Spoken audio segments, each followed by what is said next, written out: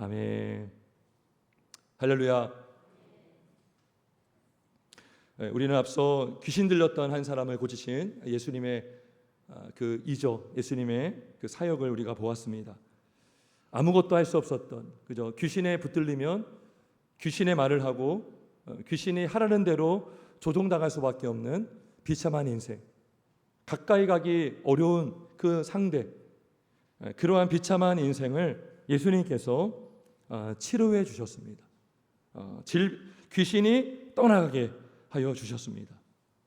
오늘 본문에도 스스로 아무것도 할 수 없었던 한 여인을 고치신 예수님의 권능, 예수님의 이적을 우리는 볼 수가 있습니다. 이 여인은 다름 아닌 베드로의 장모입니다. 예수님께서 회당에서 나오신 후에 안드레와 요한과 함께 시몬과 안드레 시몬의 집에 들어갔습니다. 그 집에는 베드로의 장모가 열병으로 누워 있었습니다. 열병으로 누워 있었다라는 것은 그 병의 증세가 심각하다라는 것을 보여주죠. 웬만해 아프면 이렇게 누워 있지 않아요. 움직일 수 있지만 누워 있다는 것은 그 열병의 그 심각성이 아주 크다는 것을 알 수가 있습니다. 스스로 거동할 수 없는, 누워 있다면 어떻게 할까요? 그죠? 누가 물도 갖다 줘야 되고 밥도 먹여줘야 되고 누가 일으켜 주지 않으면 일어날 수 없는 그러한 상태의 모습을 볼 수가 있습니다. 우리 주변에도 이렇게 시몬의 장모처럼 병약해서 누워 있는 분들이 있습니다. 우리 교회도 있어요. 걷지를 못하고, 그죠? 계속 관절도 아프고 힘이 없어서 자리에서 일어나지 못하고 움직이지 못해서 오랜 기간 집에만 머물러 계셔야 되는 그런 분들도 있습니다. 그죠? 오늘같이 이렇게 주일날 또 수요일날 또 이렇게 새벽에도 이렇게 기도하고 싶어도 몸이 따르지 않아서 나올 수 없는 분이 계십니다. 여기 시몬 장모도 마찬가지입니다. 그죠? 지금 이 날이요, 지금 모든 일어난 일들이 다 안식일에 일어난 일입니다. 그죠? 사람들은 회당에 가서 말씀을 듣고 은혜를 받았는데 시몬의 장모는 열병을 앓아서 누워서 회당에 가지 못했다는 것이죠. 얼마나 안타까운 상황입니까? 근데 예수님께서 이 여인에게 찾아와 주셨습니다. 열병으로 누워있던 이 여인, 스스로 회당에 갈 수 없는 이 여인에게 우리 예수님이 찾아와 주셨습니다. 근데 이때가 어떤 상황이냐? 귀신 들린 자를 고치시고 예수님의 소문이 온 갈릴리 전역에 다 퍼졌던 상태입니다. 그러니까 예수님의 그 인기가 막 올라가고 있는 상황이었어요. 여러분, 일반적으로 인기가 올라가면 그 인기에 취해 살기가 쉬워요. 그죠? 명성이 높아진 것에 만족하면서 대접을 기대하고 대접받기를 기대하면서 그냥 그 안에서 인기를 만끽하면서 보낼 수도 있어요. 근데 예수님은 인기에 취해져 계시지 않으셨습니다. 아니, 예수님은 인기에 아예 관심이 없었습니다. 예수님은 오직 무엇에 관심이 있었냐? 영혼을 구원하는 일에 관심이 있었습니다. 영혼을 살리는 일에 관심이 있었어요. 오직 선한 일을 하는 일, 치료하고 구원하는 일, 그 일에 우리 주님은 관심이 있었습니다. 그래서 예수님께서 이 시몬의 집에 들어가셨는데 이 장모가 열병으로 누워있다는 것을 들으시고 그 여인에게 가서 어떻게 했냐? 손을 잡아서 일으키십니다. 그리고 놀랍게도 열병이 떠나갔고 이 여인이 그들에게 수종을 들었다라고 성경은 기록하고 있습니다. 자, 오늘 우리가 이 본문을 통해서 오늘은 예수님의 그 치료, 오늘 제목은 치료자 예수님입니다. 예수님의 치료하시면 어떤 일이 나타나는지, 예수님의 치료의 특징이 무엇인지를 함께 말씀을 나누길 원합니다. 먼저 예수님의 치료의 특징 첫 번째는 이겁니다. 예수님이 여인을 고치실 때에 여인의 손을 잡고 일으키셨습니다. 이게 전부였습니다. 다른 것 한 게 없어요. 예수님께서 여인의 손을 잡아 일으키신 것, 이거 외에는 없습니다. 여러분, 다른 본문에 보면, 다른 사건을 보면 예수님께서 병자를 치유할 때에 나병 환자 같은 경우는 깨끗함을 받으라 했을 때에 나병이 떠나갔고요. 귀신 들린 사람에게는 귀신아 나오라 했을 때에 귀신이 떠나갔습니다. 근데 이번에는요, 직접 예수님께서 열병을 앓았던 여인의 손을 잡고 일으키셨어요. 그랬더니 열병이 떠나갔습니다. 무슨 말씀이죠? 열병이 있어도, 열병을 앓아서 누워 있어도 예수님이 일으키시면 열병 중에도 일어날 수 있다는 것입니다. 질병 중에도 예수님이 일으키시면 일어날 수가 있습니다. 여러분, 어둠이 없어져야 빛이 임하는 것이 아니죠. 그렇지 않습니까? 어둠은 언제 물러갑니까? 빛이 임하면 물러가는 거예요. 어둠을 없애려고 막 긁어서 막 모아가지고 어디다 버리는 게 아니죠. 어둠은 빛이 없는 게 어둠이죠. 빛이 임하면 어둠이 물러가는 것입니다. 보세요, 여러분. 요즘 몸이 아파요. 근데 우리가 보통 뭐라고 말합니까? 밥이 보약이다 그렇죠. 잠이 보약이다. 근데 자고 일어나니까 몸이 좋아졌어요. 약을 먹지도 않았어요. 여전히 내 안에는 어떤 세균이 있을 수 있어요. 근데 내가 건강해지니까 면역력이 생기고 질병이 힘을 내지를 못하는 것이죠. 능력의 주님께서 일으켜 주시니까 힘이 들어간 거죠. 주님의 힘으로 일어난 것이죠. 주님이 힘을 주시니까 질병이 힘을 못 낸 것입니다. 여러분, 비슷한 경험이 또 있어요. 사도행전 3장에 보면 그 날 때부터 안진뱅이였던 사람이 성전 미문 앞에서 구걸하던 사람이 나옵니다. 근데요, 그때 마침 베드로가 성전에서 기도하러 가는 시간이었습니다. 근데 그 사람이 베드로를 보면서 무엇을 얻을까 바라보고 있었어요. 그때 베드로가 이 유명한 말을 합니다. 은과 금은 내게 없거니와 내게 있는 이것을 내게 주노니 곧 나사렛 예수의 이름으로 일어나 걸으라 그랬어요. 그리고 그때 그 안진뱅이 손을 잡아 일으키니까요, 성경에 오른손을 잡아 일으키니 발과 발목이 곧 힘을 얻었더라. 여러분, 안진뱅이가요, 발목과 발에 힘이 있어서 일어난 것이 아니라 먼저 베드로가 예수의 이름으로 권세로 능력으로 일으켜 주니까 그때 발목에 힘이 들어간 것이죠. 뭐가 먼저예요? 일으킴 받은 게 먼저라는 거예요. 여러분, 베드로의 장모가 일어난 게 어떻게 된 거예요? 열병이 떠나가서 일어난 것이 아니에요. 열병이 있는 가운데서도 예수님이 일으켜 주니까 열병이 떠나갔고 회복이 되었습니다. 여러분, 우리는 보통 병이 사라져야 일어날 수 있다고 생각을 해요. 우리 인생길 가운데에 문제가 없어야 우리는 형통할 거라 생각을 해요. 근데 문제가 있는 중에도 주님이 나를 꽉 붙들어 주시고 나와 동행하시고 나를 일으켜 주시면 우리는 고난 중에도 걸어갈 수 있음을 믿습니다. 주님이 먼저 일으켜 주시면 질병이 떠나가는 거예요. 주님이 먼저 일하시면. 여러분, 우리의 문제의 해결책은요, 문제를 없애는 것에 있지 않습니다. 1차적으로 문제의 유일한 답이 누구십니까? 예수님이십니다. 예수님이 일하시면, 예수님이 일하게 하시면, 예수님이 역사하시면 문제는 해결되는 줄 믿습니다. 여러분, 우리 예수님이 시작과 마침입니다. 알파와 오메가 되시죠. 창조도 하셨고 마지막 날에 마지막 때에 오시셔서 이 세상을 끝내시는 분도 예수님이셔요. 시작과 마침이라면 우리의 인생도 주님이 시작해 주셔야 되고 우리의 건강도 주님이 회복해 주셔야 우리는 회복이 될 수 있는 것입니다.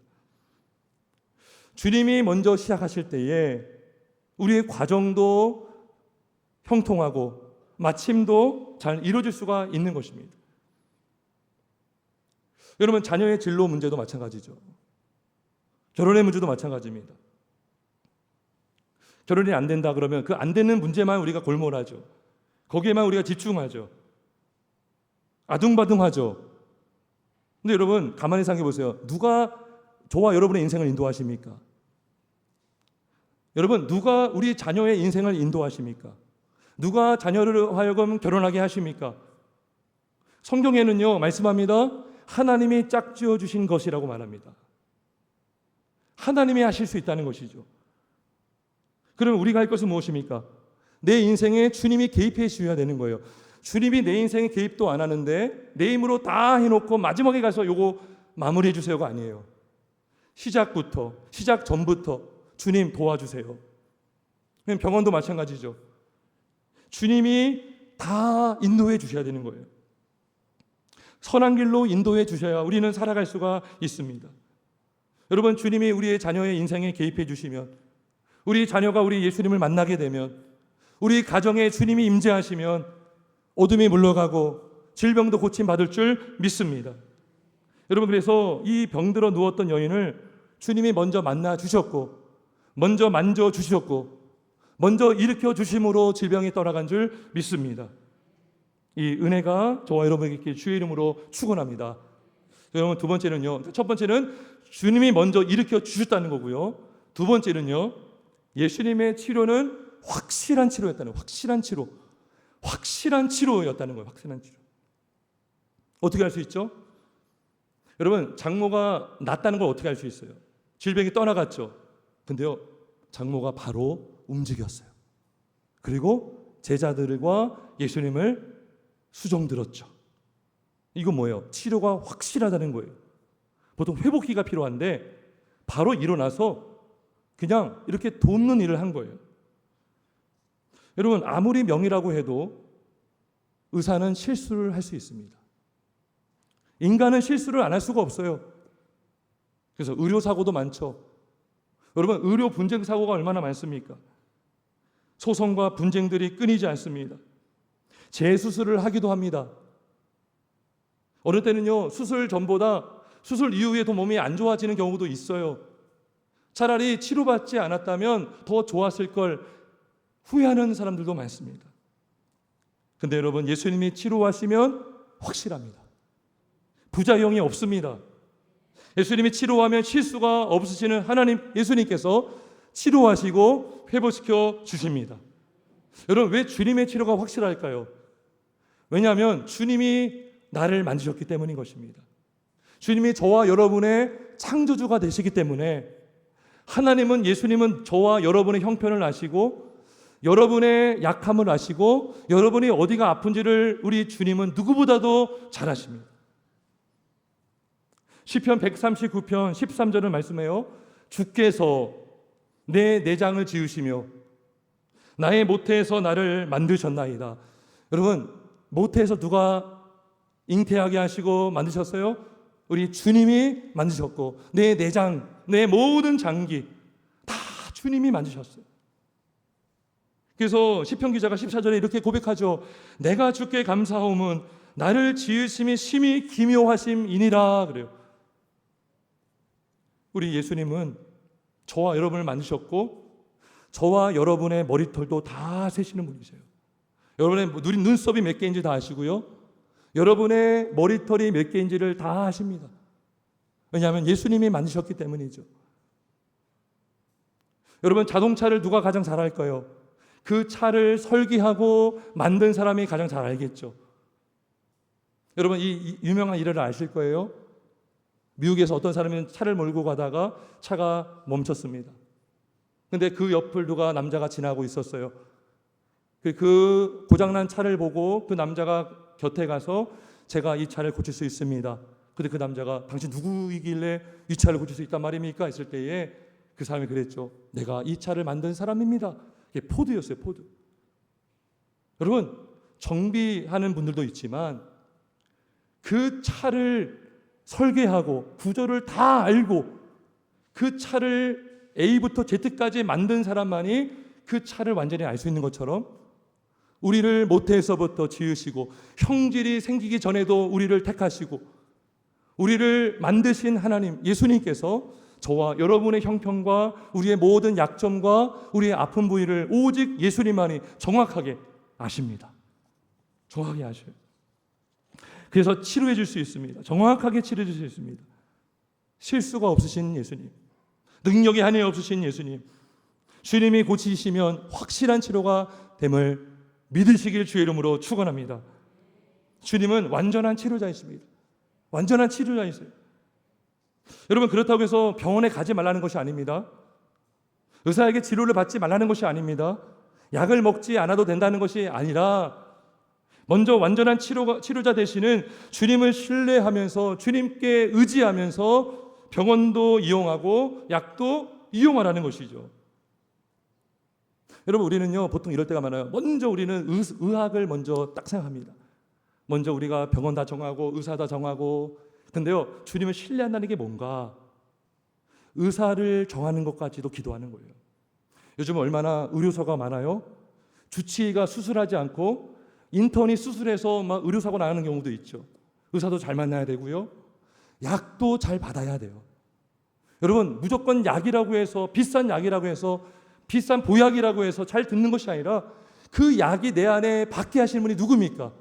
주님이십니다. 왜요? 우리 몸을 다 만지셨잖아요. 효력을 나타나게 하신 분이 주님이시지 않습니까? 그래서 아무리 명예에게 치료를 받더라도 주님이 역사하지 않으면 우리는 치료받을 수 없고요, 아무리 좋은 약을 먹어도 주님께서 약을 효력 있게 하지 않으면 그 약은 아무리 먹어도 우리에게 무익한 약이 되는 것이죠. 여러분, 오늘날 의학으로 고치지 못하는 질병들이 얼마나 많습니까? 너무나 많습니다. 시기가 흐르면서 새로운 질병들이 계속 나오지 않습니까? 그래서 막 플루가 아니라 신종 플루, 이게 뭐예요? 새롭게 나온 플루라는 것이죠. 코로나 바이러스, 최근에 원숭이 두창, 그전에는 뭐야? 에이즈, 전혀 인류에게 있지 않았던 질병들. 그래서 막 과학을 맹신했던 사람들이요, 막 거기서 깨지는 거예요. 과학자들이 깨지는 거예요. 야, 우리가 할 수 없는 게 많구나.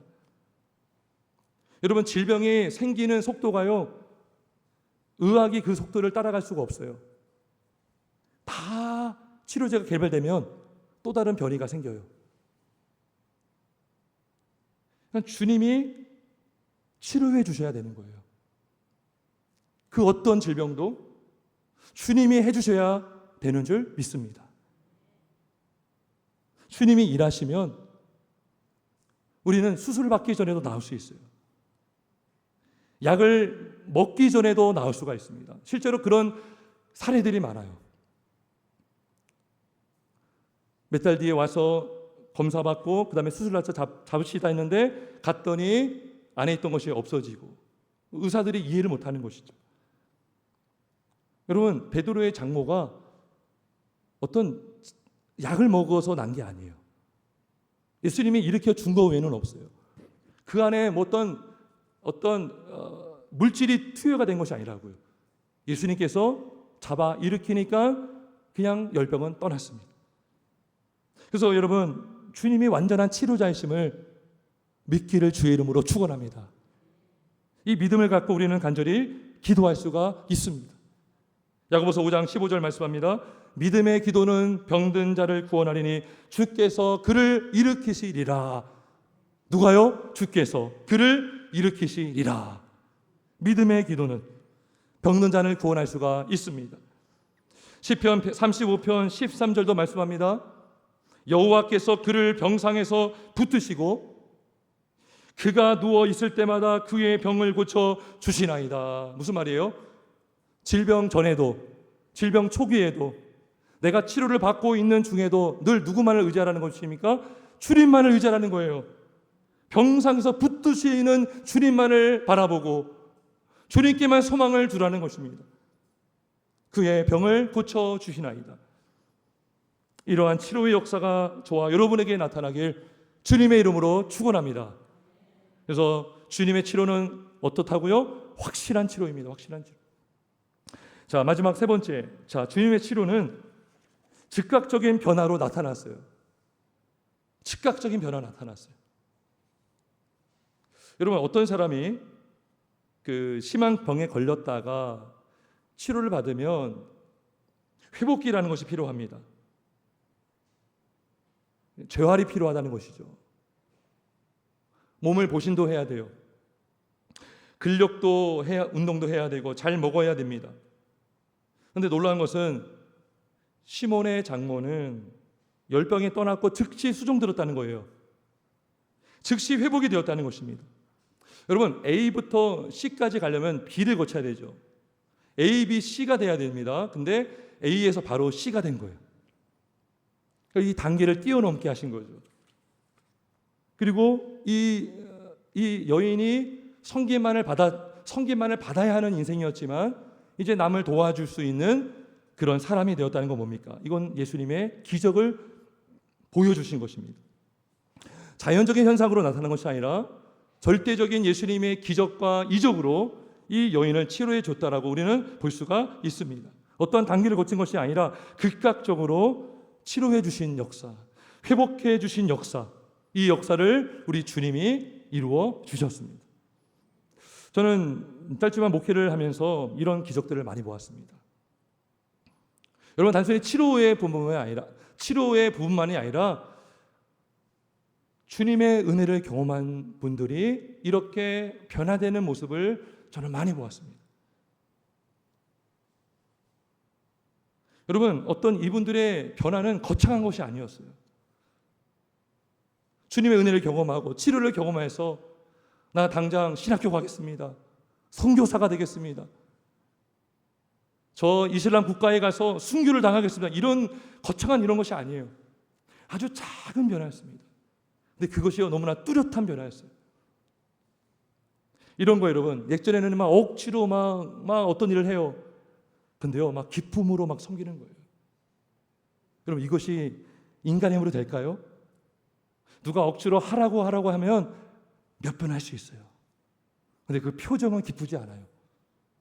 근데요, 주님이 일으켜 주시는 은혜, 주님이 일으켜 주시는 변화를 통해서 하는 섬김은요, 누구도 막을 수 없어요. 그리고 그것을 다 알아요. 눈에 보여요. 그 표정에서 나타나요. 이분이 정말 기쁨으로, 자원하는 마음으로, 즐거운 마음으로 예배하고 봉사하고 섬기는지를 그는 가릴 수가 없어요. 전에는 여러분 막 부담되었던 일이었는데 이제는 제가 이거 하고 싶습니다. 제가 할 것이 있습니까? 막 물어보기도 합니다. 그리고요, 막 남이 몰라줘도 이름도 없이 빛도 없이 남이 알아주지 않아도 그냥 주님이 나를 고쳐주시고 나에게 은혜 주시고 나를 일으켜 주심에 감사해서, 여러분 이걸 어떻게 돈으로 고치겠습니까? 누가 나를 고쳐줄 수가 있습니까? 누가 나를 이렇게 변화시킬 수가 있습니까? 주님이 하심을 믿고 감사함으로 누가 뭐라 해도 알아주지 않아도 섬기는 일들이 일어난다는 것입니다. 여러분, 우리 교회에도 이런 분들이 여러 분 계십니다. 주중에도, 주일뿐만 아니라 주중에도 교회에 와서 시간을 내서 굳은 일을 마다하시는 분들이 있어요. 여러분, 교회에서 뭐 하라고 한 적이 없어요. 제가 성도님 이거 해야 됩니다라고 한 적이 없어요. 그냥 본인이 주님이 주시는 은혜로 그냥 기쁘게 감당하는 것이죠. 여러분, 시몬의 장모가 그랬습니다. 시몬이 장모에게 예수님이 수종 드세요라고 하지 않았어요. 당신 고침받았으니까 지금 우리에게 이렇게 음식을 대접하라고 하지 않았어요. 장모가 그냥 기쁨으로 나를 고치신 주님께 감사해서 그 자리에서 즉시 수종을 들었습니다. 수종을 들었다는 것은요, 어떤 거창한 게 아니죠. 음식을 대접한 거예요. 그 집에 있었던 모르겠어요. 장을 미리 받는지 안 받는지 모르겠어요. 그냥 집에 있는 음식을 가지고, 재료를 가지고 그냥 거기서 음식을 해서 수종 든 거예요. 그죠? 어려운 것이 아니었어요. 자기가 할 수 있는 최선을 한 것이죠. 이것이 바로 하나님의 은혜를 받은 자의 모습입니다. 이것이 변화입니다. 이 일을 누가 하십니까? 바로 주님이 하신 것입니다. 여러분, 기적이라는 것은요, 단지 죽은 자가 살아나고 갑자기 해가 막 절로 옮겨지고 이런 게 아니에요. 기적은요, 사람이 변화되는 것이 가장 큰 기적인 줄 믿습니다. 여러분, 누가 사람을 변화시킬 수가 있어요? 사람의 힘으로 안 됩니다. 사람의 잔소리로 안 됩니다. 억지로는 할 수 있죠. 마음에 기쁨이 없죠. 오래가지 못합니다. 열매가 나타나지 않습니다. 근데 주님이 일으켜 주시는 그 마음, 그 감사의 마음, 순종의 마음을 주신다면 그 순종을 통해서 주님은 영광 받으시고 그 기쁨을 함께 누리게 되는 줄 믿습니다. 여러분, 시몬의 장모를 고친 후에도 주님은 여러 사람들을 고치셨어요. 성경에 보니까요, 해질 때에도 사람들이 그 각종 병에 들린 자와 귀신 들린 사람들을 데리고 왔어요. 근데 예수님께서는 그들을 거절하지 않으셨습니다. 그들을 다 받아주시고 치료해 주셨고, 누구만 내쫓았냐? 귀신들과 질병들만 쫓아내셨어요. 그리고 그 사람들을 고쳐 주셨습니다. 그러니까 주님께 나온 자는요, 주님이 고쳐 주십니다. 여러분, 주님은 못 고칠 병이 없습니다. 주님 앞에 나아가면 주님이 우리에게 일으켜 주시고 힘을 주시는 줄 믿습니다. 시편 145편 14절은 말씀합니다. 여호와께서는 모든 넘어지는 자들을 붙드시며 비굴한 자들을 일으키시는도다 말씀해요. 넘어진 자들을 일으키시고 독수리가 날개쳐 올라감 같이, 그저 우리가 힘이 없어 넘어져 있을 때, 우리가 병들어 누워 있을 때, 아무도 나를 찾아주지 않을 때에 우리 예수님은 나와 나를 찾아와 주시고 내 손을 잡아주시고 나를 일으켜 주셔서 걷게 하시고, 그것뿐만 아니라 다른 사람을 도울 수 있는 힘도 주실 줄 믿습니다. 말씀을 정리하겠습니다. 오늘 본문은 마가복음 8장에도 비슷한 말씀이 나옵니다. 누가복음에도 나오는데요, 마가복음 8장 16절 17절에 이런 말씀이 있습니다. 예수께서 말씀으로 귀신들을 쫓아내시고 병든 자들을 다 고치시니 이는 선지자 이사야를 통하여 하신 말씀에 우리의 연약한 것을 친히 담당하시고 병을 짊어지셨도다 함을 이루려 하심이더라. 무슨 말씀입니까? 우리 예수님은 저와 여러분을 고치실 능력만 가지신 것이 아니라 우리의 고통도 아시면서 고치신다는 거예요. 히브리서 4장 15절에 이런 말씀이 있어요. 우리에게 있는 대제사장은 우리의 연약함을 동정하시지 못할 이가 아니요 그래요. 우리의 질병, 우리의 질고가 뭐예요? 질병의 고통이죠.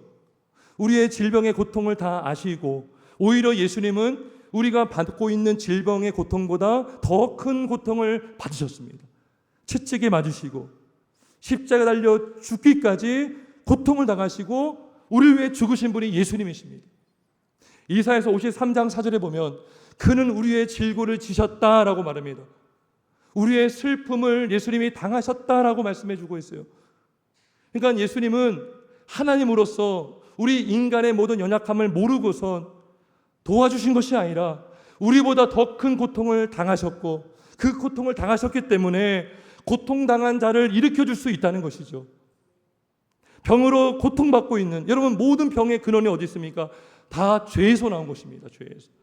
죄로 말미암아 생겨진 죄, 그 병들, 우리 주님이 그 병을 고쳐주시기 위해서 신이 십자가에 피 흘려 죽임 당하셨습니다.